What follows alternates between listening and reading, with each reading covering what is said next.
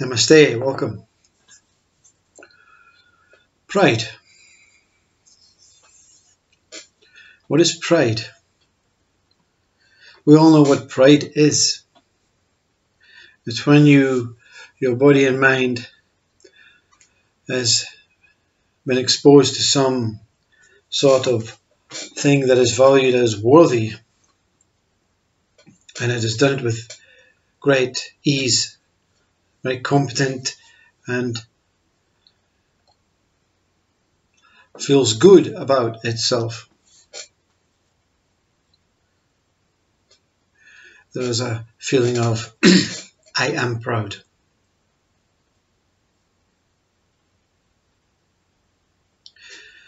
This pride, like everything else, is appearing as good and bad. It appears to be good to itself, to the one that has achieved or been successful in whatever it has been acclaimed to have overcome. But to the one who this pride is projecting a glowing report about itself, appears to be bad. Very egoistic. You shouldn't be proud, Many people do good things. Why should you feel special? And then pride has been replaced by guilt. I feel guilty now.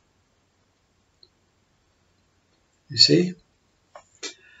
Everything, every word that is spoken or appears in front of you means what it means, but it also means the opposite at that very same moment.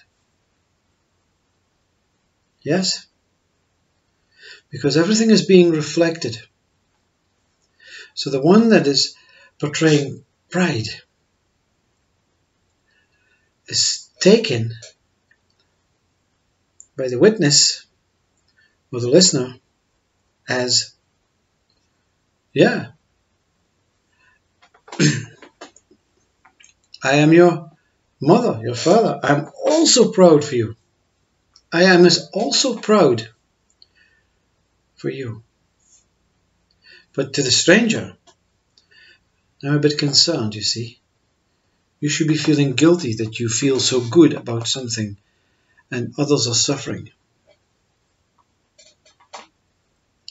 Catch-22, you see. This whole life is catch-22.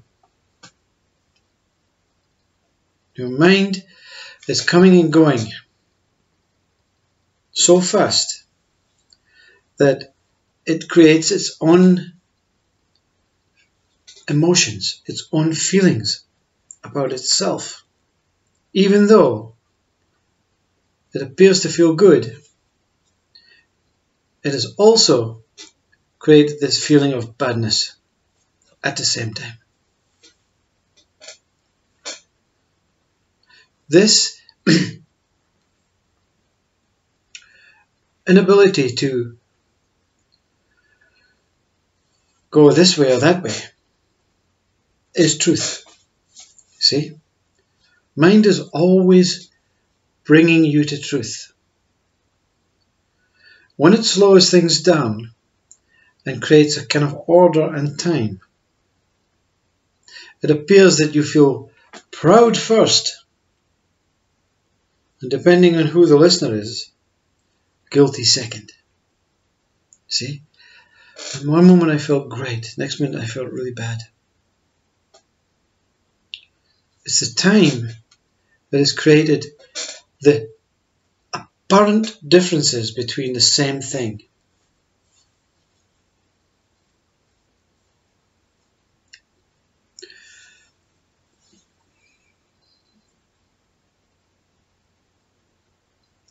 This time sequential order is the creator of suffering.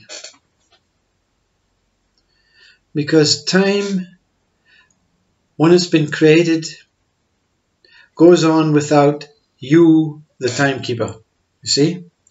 The timekeeper is now witnessing time, and it can do nothing to intervene, to stop, to change, to do anything.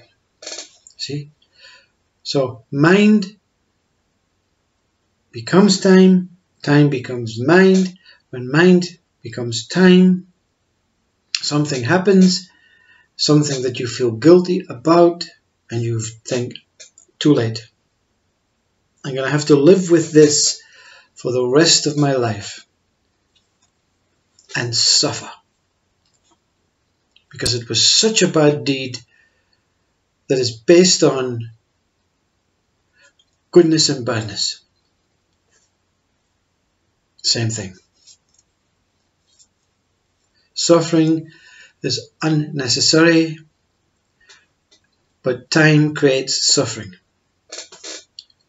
The idea that there is a chronological order, that there is a superiority and inferiority, which is a measurement of time, which is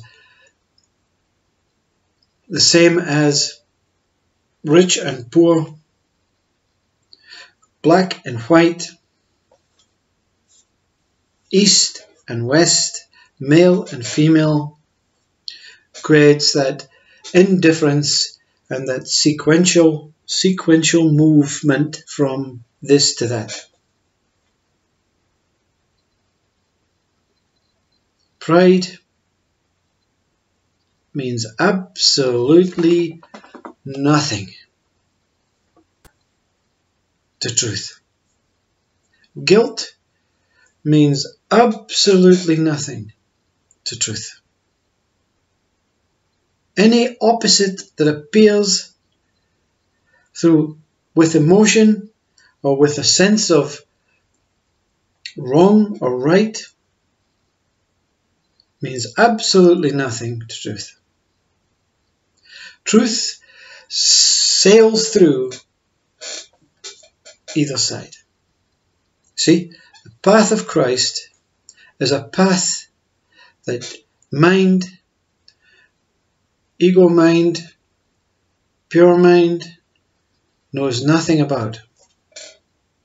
Because if it knows, mind or ego mind knows about this path, it has to be a good path or a bad path. You understand this? It's very important, these words. Christ's path bears no goodness nor badness, no pride, no guilt. When you meet with yourself or with God or whatever you believe to be an identity created by your own conditioned, unique soul or spirit, when you meet that one, you will not feel proud, and you will not feel guilty, and you will not feel happiness and sadness. Experiences of tears may come, experience of laughter may come, but you'll know that these are simply experiences of mind trying to come to terms with its dissolution and its birth. You see, you cannot say one without the other. It's death and its birth at the same time.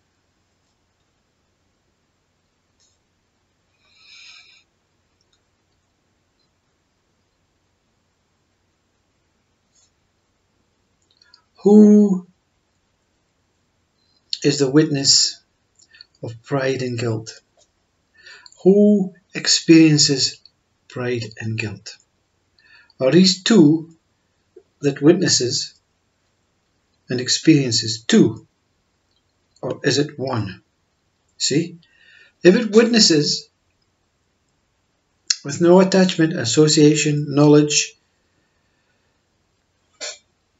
understanding. It cannot be associated with mind. If it experiences it, and it experiences some sort of goodness or badness, it has to be mind.